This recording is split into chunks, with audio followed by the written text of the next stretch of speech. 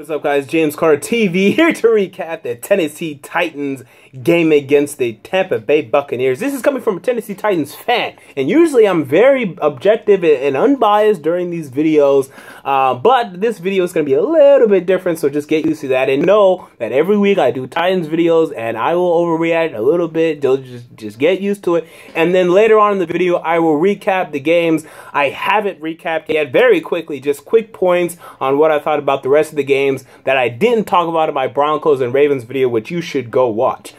Alright, so Tennessee Titans, and specifically Marcus Mariota. I mean, how could you not be impressed by this? I mean, look, I know it's week 1. I know it's the first game of his career, the first game of the 2015 NFL season. Look, the kid's really good.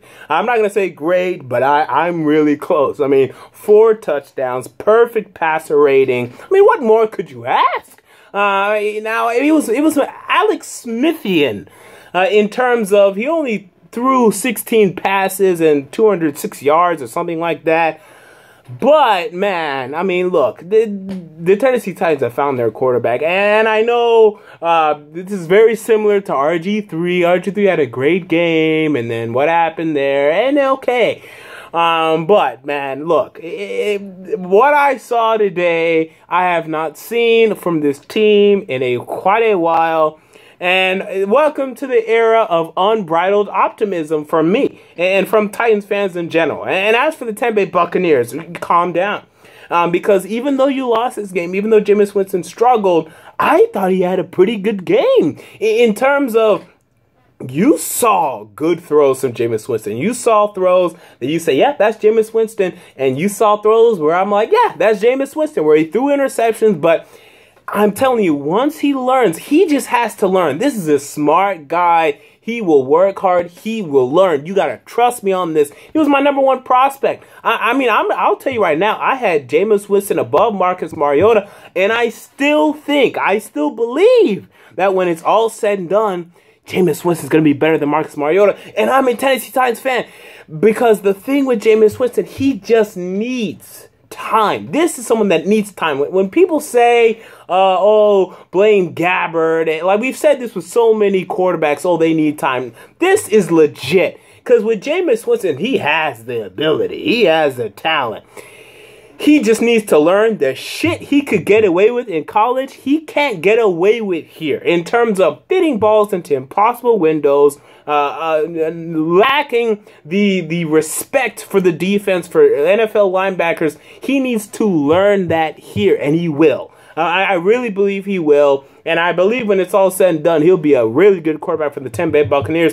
It will be a rocky road. He missed Mike Evans today, but if I'm a Bucs fan, I'm happy that seferian-jenkins showed up today, and he looks like a good weapon that will be in the future. So once you get Mike Evans, seferian-jenkins actually looks legit. Vincent Jackson is still Vincent Jackson, but the defense is a problem. Now, Quan Alexander is starting in the middle linebacker, playing well. Alton Verna had a bad day today. You should expect him to bounce back. Gerald McCoy was invisible today. He won't remain invisible for the rest of the season.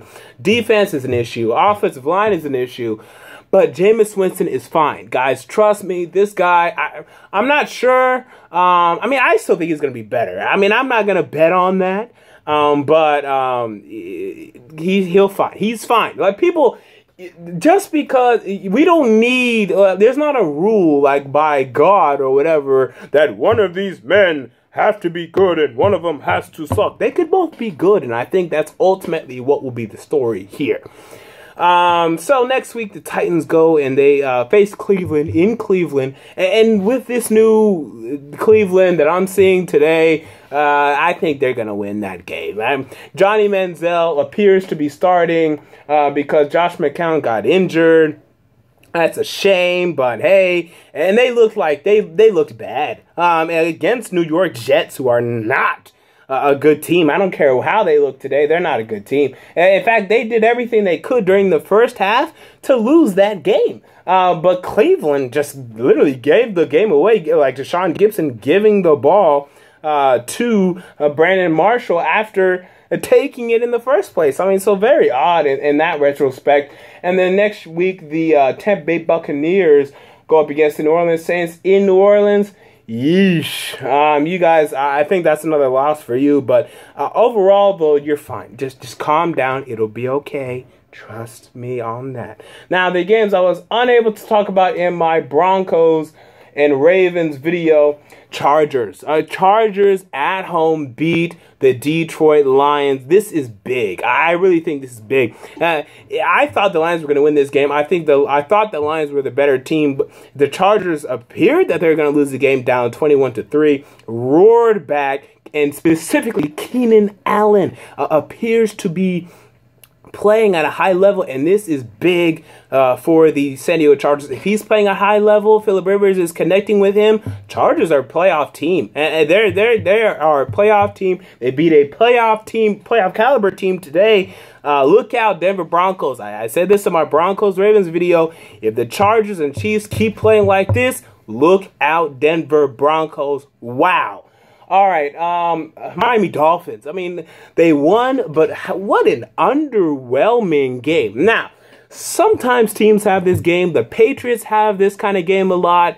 I need to see more next week. Luckily for them, the first 6 games are so easy. It's ridiculous.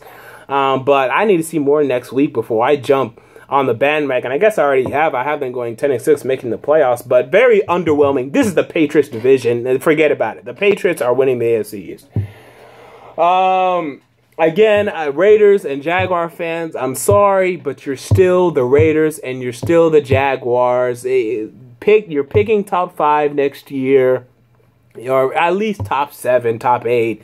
You're picking defensive players. Good. That's what you need. You're not good enough yet. Like with a team like the Tennessee Titans or the Tampa Bay Buccaneers, they had one bad year. I can believe they're going to bounce back.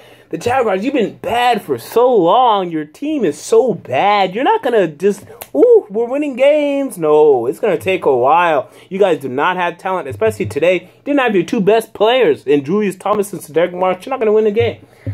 And is that every game? Cardinals won. Good. I'm underwhelmed. Though slightly. I have them going 8-8 this year. I didn't see any evidence for me to overturn that. I picked them to win the game, so I didn't see enough. Who the hell is going to win the NFC South?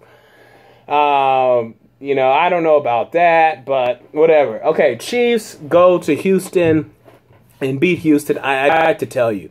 I tried to tell Texans fans, oh my God, I tried to tell you that Brian Hoyer sucked. And you people wanted to believe that, hey, we can win without a quarterback. No, you can't. This is the NFL. You cannot win without a quarterback. In 2015, you can't do it. Brian Hoyer stinks. He gave the game away in the first 5 minutes of the game. Threw an interception. Chiefs scored. That was it. As soon as I saw it, that was it.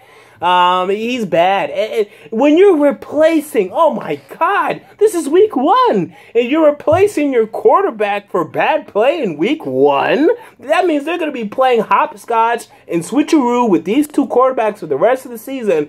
Man, J.J. Watt had 2 sacks today. It doesn't matter how great your damn defensive end is. How good is your quarterback? If he's not good, you're not good, and that's the way the NFL works. I'm sorry, this is the deal. Brian Hoyer wishes he could play as well as Ryan Fitzpatrick. Ryan Fitzpatrick played well for you last year. What an underappreciated man. This guy won today in New York against Cleveland. You wish you had Ryan Fitzpatrick right now. And that's every game. Good. Now, tonight I will be back to recap the Giants and Cowboys, but a very eventful week 1 indeed. And I'm happy because my team, the Tennessee Titans, pulled it out. Until next time, James Carter TV, I'm out. Peace.